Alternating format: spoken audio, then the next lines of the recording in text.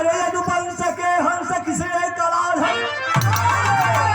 अरे महिमा है जिनकी निराली जगत में।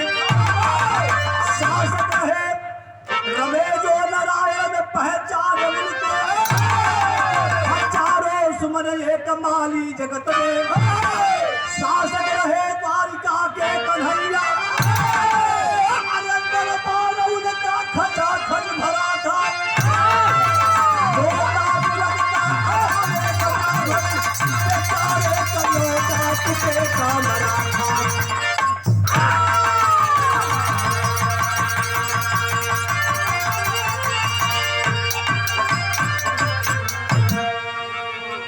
जैसे आप लोग बैठल हुआ खचाखच मालिक के दरबार में, वैसे ही द्वारिकाधीश 16 कला के मालिक श्री कृष्ण कन्हैया के दरबार में सब कोई बैठल है।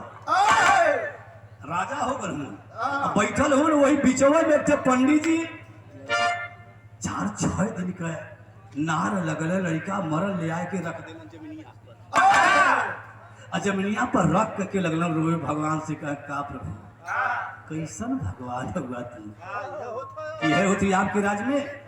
लेकिन गजल हो मास्टर कैसे, कल की लाश धरा पर, अरे लाश धरा पर रख के ललन। पंडित जी लड़कवा के दरबार में मरला लड़का 4-6 दिन का माथ रख के रोत हम भगवान से कोसत, भगवान के कोसत हूं। कहे का अरे लाश धरा पर, अरे लाश धरा पर रख के ललन। पाप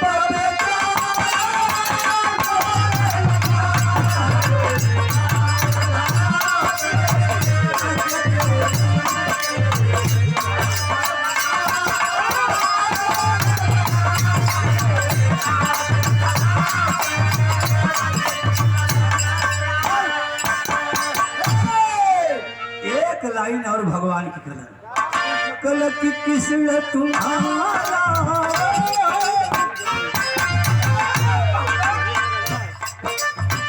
किस्मत तुम्हारा कैसा शासन, किस्मत तुम्हारा कैसा शासन।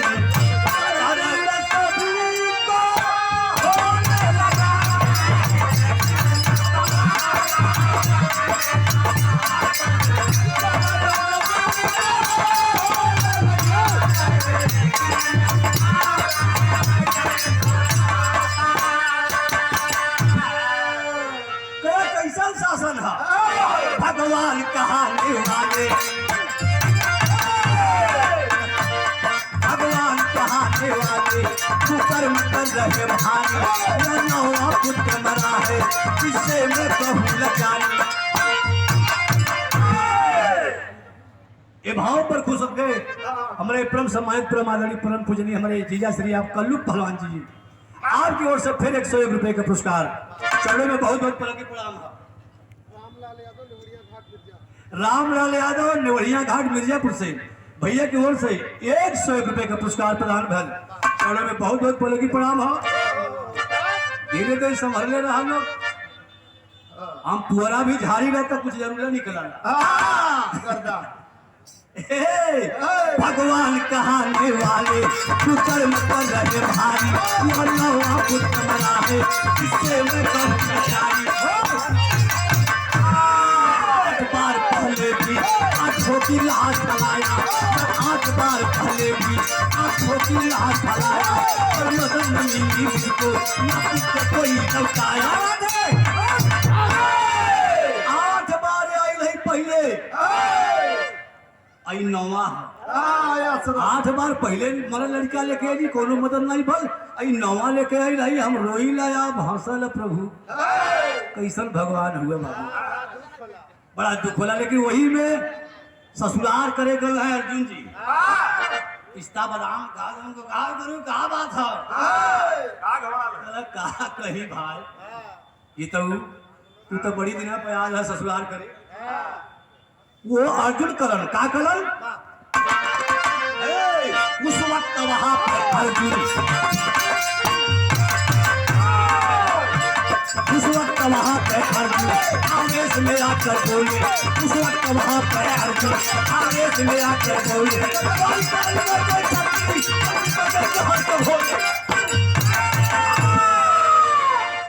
अर्जुन जी के ताव आगा कदा सच्चे यही बैठल हुआ कुलनी के सामने रोवत हुआ इकुल वही तोहार मदद करिहन, तोहार मदद छत्री करिहन।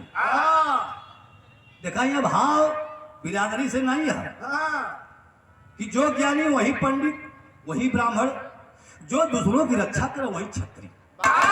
कल कब्बे का रोवत है द्वारिका वाण के पीछे बीच में यह मदद तोहार करिहन। सब मदद कोई न करी, मदद करब हम छत्री हो भाई। महाभारत के बाद देखले है कि नहीं बाण से मार मार के कितना लोग लुटा डाल कल नहीं देखले ही भारत तो सुनी रही तो हर चर्चा तो सुनबे करीला कल कि जैसे 9 ठे लड़का होले राजा एक थे हमारे कहले तज बराबर मास्टर कैसे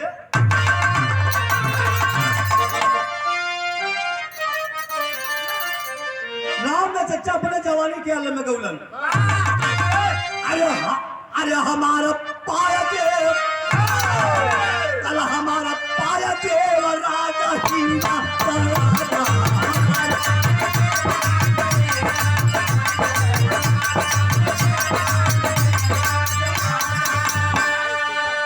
लेकिन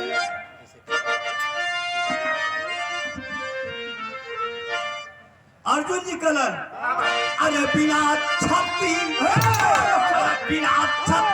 कोई अच्छा करी है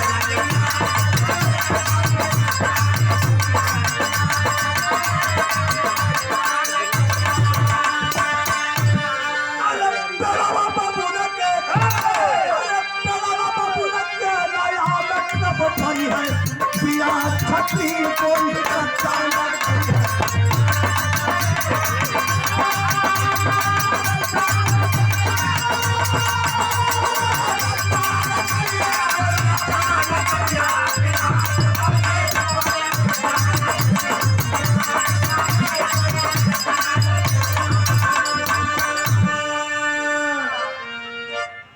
किसी बहन जी का एक बच्ची खो गई है, यहाँ मंच पर जहां हम लोग बिरहा गा रहे हैं, क्या नाम है उस बच्ची का?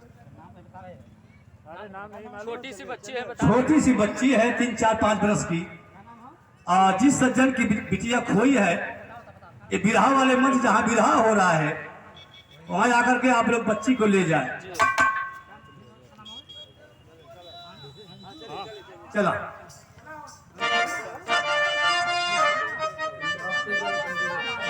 कल आगे आपके पुत्र की रक्षा करूंगा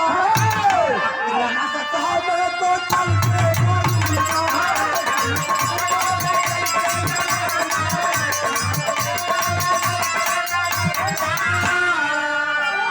प्रतिज्ञा हमारा के ऊपर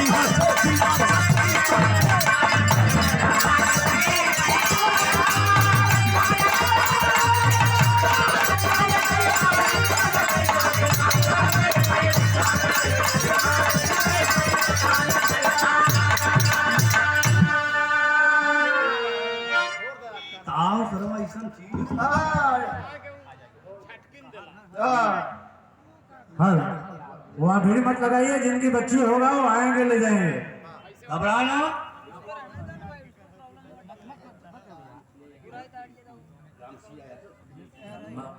विष्णु यादव एमपी आपके ओर से 101 रुपए का पुरस्कार प्रदान किया गया।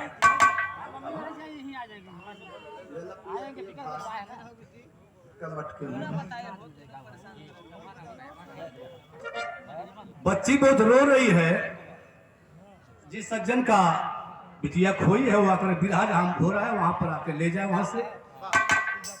कल एक लड़का और होगा पंडित जी जैसे 9 ठोल भवा एक थे और हुआ दे आएगा तोरे बेटवा कर अच्छा हम करब इतना पंचर के सामने कह दी अगर तोरे बेटवा का रक्षा न कर सकली तो चिता में जल के अपने आप के राख हो जाए, तब मर्दवा जरिया हमके छतरी। पंडित जी कहा ऐसा तो कोनो कहबे नहीं कहिए, देखे में खुरखुर लगो तो मदद करी। एक तो ससुरारी का बात था। पंडित जी के बड़ा ढाढ़स बढ़ा गए, हिम्मत जगल तेरी कर मास्टर।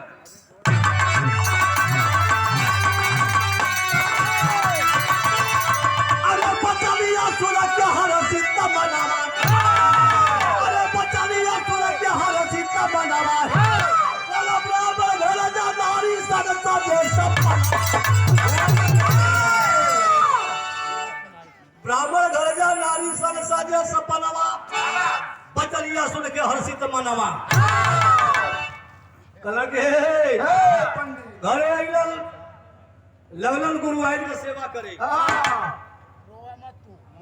पप्पा भरत कहियो छेना ले आवे, कहियो मलाई ले आवे। गुरु आइन कलम बड़ा ध्यान दे ले, कोनो दिक्कत न करिए। लेकिन जब समय बीतल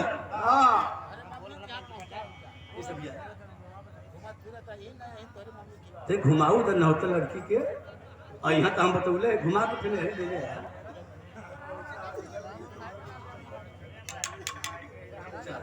हाल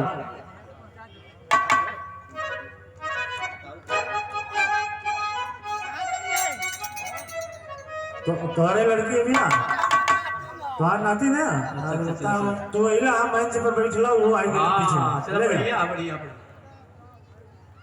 मालिक के दरबार यहाँ कहाँ खोई, कोई नहीं खोई है। धारण की ब्राह्मणी दसवाकर, धारण की ब्राह्मणी दसवाकर अर्जुन के वचन को ख्याल हुआ। आज दिल दहला दूंगा, काल कमे क्रोधित मुखमंडल लाल हुआ। थर्राया सारा भूमंडल, अरे थर्राया सारा भूमंडल अर्जुन गांधी उठाए हैं। तमा के तीरों से प्रकृति घर का पिजड़ा बनाए हैं। गुरुआइन जब प्रसव पीड़ा में भइल, अर्जुन जी अपने गांधी से इतना बढ़िया पुस्ता इंतजाम कैलन, बड़वा के प्रसूति घर बनाए दिलन। कला पंडित जी कला हाँ ही तू कला यही में गुरुआइन के लिए आ जा, यही में गुरुआइन के लिए आ जाए, यही में बच्चा पैदा करे। सर्वात 9 बार तक काल ले गए। देखी ला एदा तोरे बेटवा के लीला गुरु जी बैठल हुआ बाढ़ हम जब हमारे मुन्नर गुरु जी हमारे मोहन बैठ जालन तो थोड़ा लोग निगरानी में हमन लो उड़ा के फेंक दे हम से बैठ लोग चेलो है ये हम सदगुरु नहीं कौन दिक्कत तब कौन दिक्कत एकदम पुस्ता इंतजाम कर लो अलग अलग ठोके अपना ही मन में कि राजा अब देखी नौ लड़का गुरु बाबा का लेकर ससुरा काल ये दा देखिला केवल अपने गांधी पर घमंड तो कैसे घमंड कर मास्टर तज बदल गई।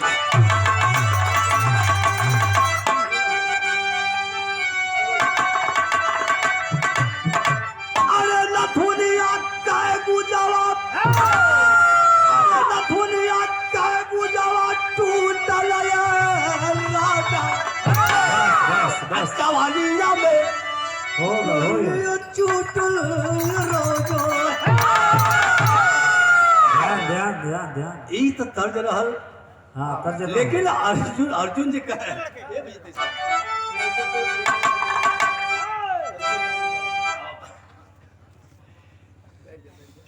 101 रुपए के पुरस्कार परम आदरणीय परम पूजनीय अपने जमाने के सिकंदर आप श्री कल्लू पहलवान जीजा जी की ओर से प्रदान भैल।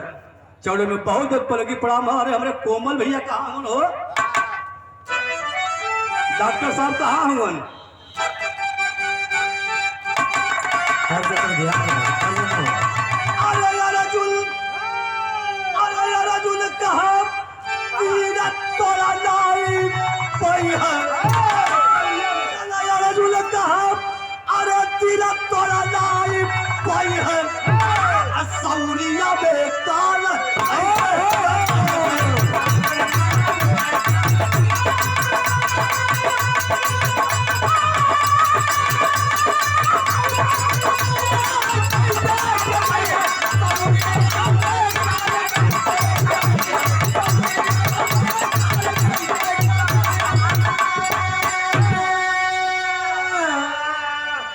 सौरिया में देखी ला सौरी में कैसे काल प्रवेश कर जाए।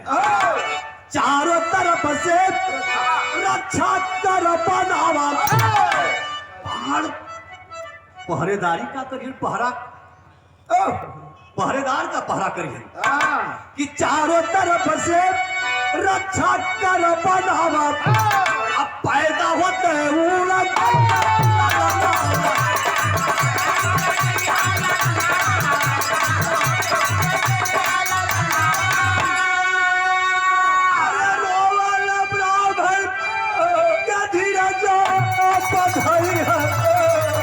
सौरिया में कौन कैसे कुछ है।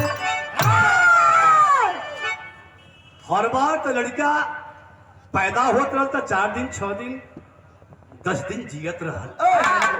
अरे दवा लड़कवा पैदा होते तिरिया तोड़ के उड़ गया। अरे बाप रे बाप। पंडित जी कहल कि अरे अगले बार 9 बार तक जन्मल तक कुछ सोहर मंगल सोठौरा खा जात रहल। अयदा पानी देखत लड़का लड़का रहल कि लड़की रहल कि गोर रहल कि करिया रहल कि दुब्बर रहल कि पातर रहल कि ईंट रहल कि का रहल खाहे नहीं बा। लड़का जो ही जन्मल त्यों ही तीर तोड़ के उड़ गए। जेकरे पर अर्जुन जी के घमंड रहल कि तीर का तोड़ी, तीरिया तोड़ के लड़का उड़ गए। गोर दबावत दबावत पंडित जी पहुंचलन दरबार में। जहां बैठल हुन पिस्ता बादाम नाश्ता के भाई ससुरारी में व्यवस्था होबे करा। अर्जुन जी पिस्ता खात होन बादाम खात होन कला का है गुरु पा लगी कर जय हो जय हो। जच्चा बच्चा ठीक हो ना। तब तक पूरे रथ हुन पंडित जी कला के कहलन एक बात बड़ी बड़ी याद ताना मरलन। कैसे मास्टर?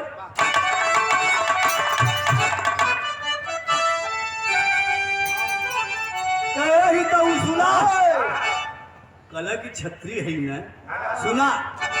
कहे अपना के छत्री कहे,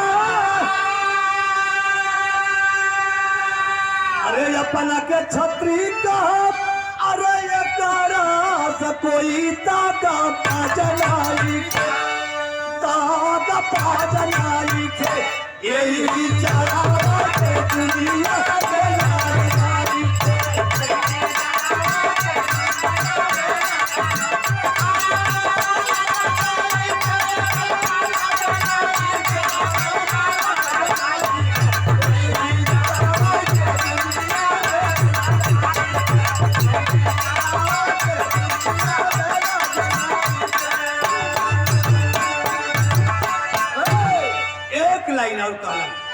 कहे नाचे और गाँव में, अरे नाचे और गाँव में, अरे लाके बात कावे में या काजनारी यही झाड़ा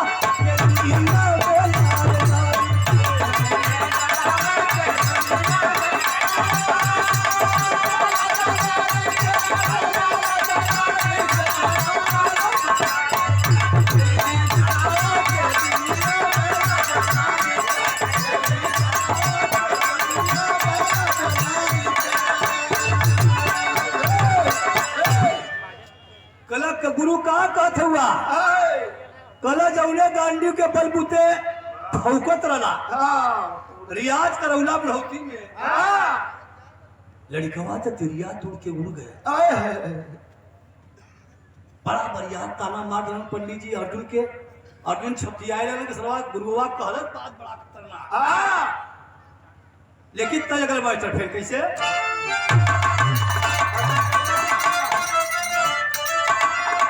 अर्जुन कैला गुमाना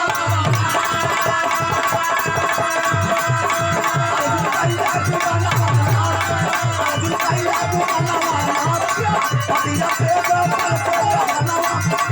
कैला गुमाना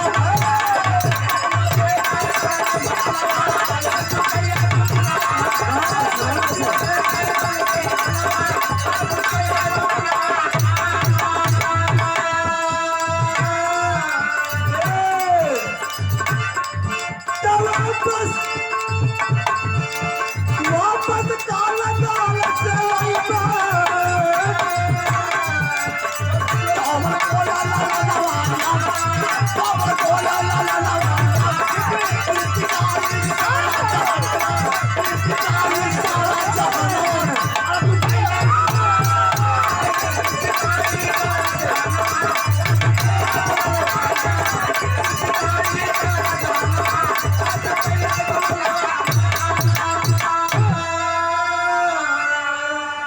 करे कीर्ति का इशारा जहानवा अर्जुन कई गुण नवाना तू के महेंद्र सब कोई ना जोत पाई अंदर भी आया बढ़िया बरखा दिसावर के पछिवा रहलन तक सना के चलल अगर बढ़िया हरवा न रही तो सब ठेड़िया बिना गिरती ना समझ पाई तो एनहु के संगे चले बने पास ऐसे हां एकदम कलम कि एक हबड़ा मत लड़कवा उड़ गए न काले के मुहवा में न होई जाई ना सरवा काल के जबड़ा से खींच के ले आई ना मर्दवा तब त जलिहा गईलन अर्जुन जी 3 लोग 14 भोर में लड़का खोजत कहीं लड़का मिलबे ना कयल बात तो मरना बात बजीना सबके बस की बात नहीं है अशेर से पंजा मिला ले यारो गीदड़ की औकात नहीं है बतिया कितना जाने के सामने काले रन कि तोरे बेटवा का रक्षा न करब तो अपने आप की चिता में जल के राख हो जा 3 लोग 14 भोर में अर्जुन की लड़का खोल लड़का मिलबे ना कयल जब नाही लड़का मिलल तो 9 मन लकड़ी का चिता सज गयल 9 मन लकड़ी का चिता सज गल अर्जुन जी वही में मुंह नहीं पोर के जरे जा तो भगवान आवत कल काहे ही तो कैसन बात तो मत कर भाई इसरवा ससुरारी में आके हम फंस गई थी 3 लोग 14 भोर में लड़का खुली हे माधव लड़का मिलबे ना करे मर्द का बात है कहले लड़ी पंडित तोरे बेटवा का रक्षा न कर सकब तो चल के राख हो जा लड़का नहीं पा बोली बड़े बड़े महाभारत का सवा था लगा देली 1.5 बित्ता कर लड़का मिलबे ना करे यार सवा जरे के होता हमरे जेकर बहुत नहीं रहल विश्व पितामह के ओकर पार से मार के एकदम धरती पर धराशाही कर देली लेकिन 1.5 बित्ता के लड़का सरवाया जिंदगी हमार खत्म कर देवे ये पछतात हो ना जरे जात हो मास्टर लेकिन भगवान कहना कि सुना मर्दवा दोस्त हुए अहित ना हुए तनी सा हमरो बतिया सुनबे लेकिन यहाँ तय लगल मास्टर कैसे अरे बहरिया पर ये कर भगवान कलम बच्ची भैया कल की अरे मितैया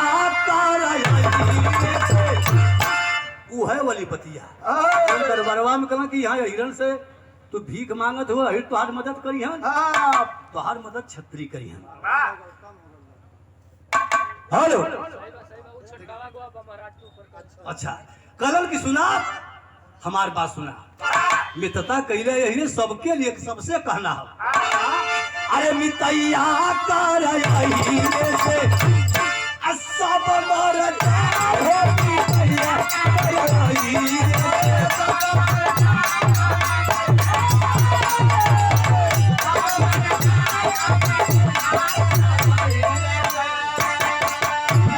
एक मतलब देखा मैं भेद छुपल है 100 रुपए का पुरस्कार परम पूजनीय हमारे आप कल्लू पहलवान जीजा जी की ओर से प्रणाम घल चौड़ों में 100 रुपये लगी प्रणाम है मालिक सुखी रखा है एक भेद यह है सब मरले का मतलब सब कोई नहीं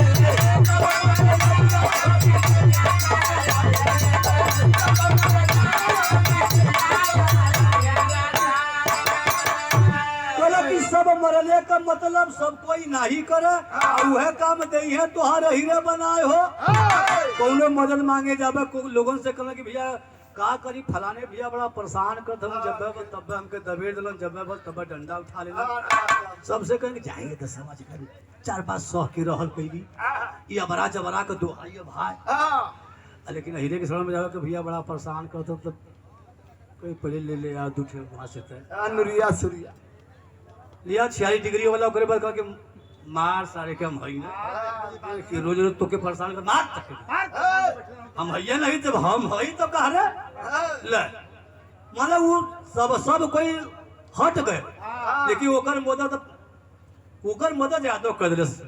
यादवों का जीवन परमार्थी जीवन है साथियों, दूसरे बदे उनका जीवन है। आ लोग व्यंग करिए कि नितैया करे हिले समर जाए हो। सुदामा जी पूरे जीवन भर हित ना तोड़कर भी रहल हुई, पूरे जीवन भर भीख मंगलन, राजा प्रजा सब कोई सबके यहाँ भीख मंगलन, लेकिन उनका दलितता नहीं गए। एक बार भगवान श्री कृष्ण के द्वारे पर गईलन, और जैसे अपने राजा रहना वैसे सुदामा के बना ये हीरे कविता ये हो। तब यही ने कहना है कि सब मरले का मतलब सब केहू नहीं करे।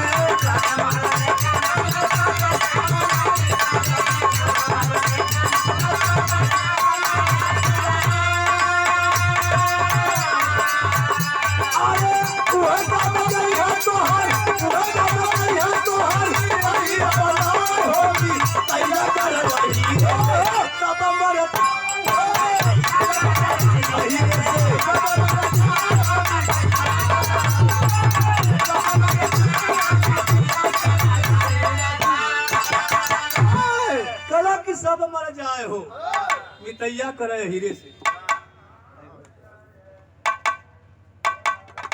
काहे तुमको दिल भाई